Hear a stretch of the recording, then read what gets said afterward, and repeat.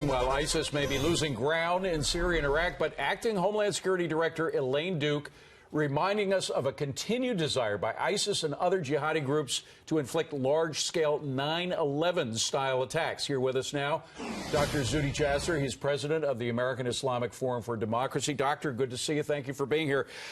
It reminds me they're losing ground, no doubt, in Syria and in Iraq. Some question about what's happening in the Philippines, but as they lose ground, they become like a wounded animal, and in some cases, perhaps even more dangerous in enacting terrorist attacks than they were before.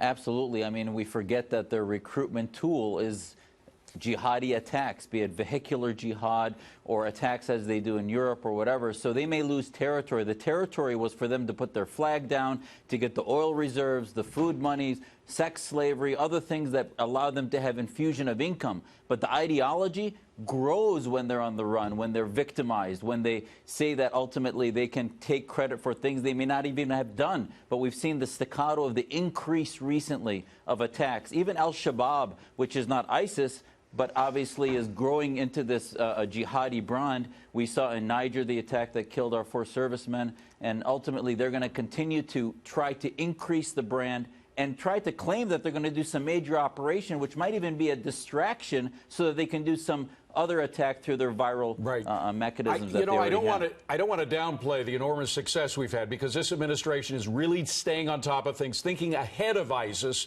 as opposed to reacting to ISIS. So how do you think now our strategy will change? Now that we have squeezed them in Syria, squeezed them in Iraq, what do we do different now to make sure there's not another 9/11 attack?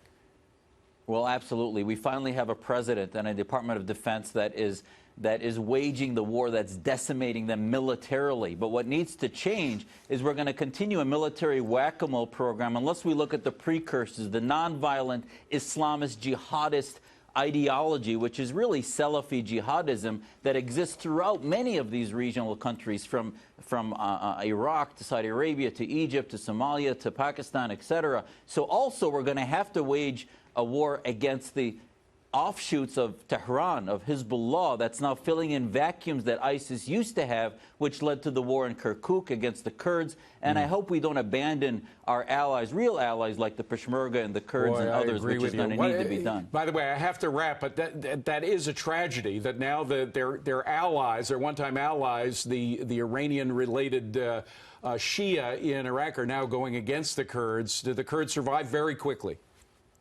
I think they will ultimately, because behind the scenes we're going to be protecting them, but in the long term we need to shift what we're doing on the ground. Gotcha. Zuhdi Jasser, I wish we had more time. Thank you very much for being here. Definitely. Appreciate it.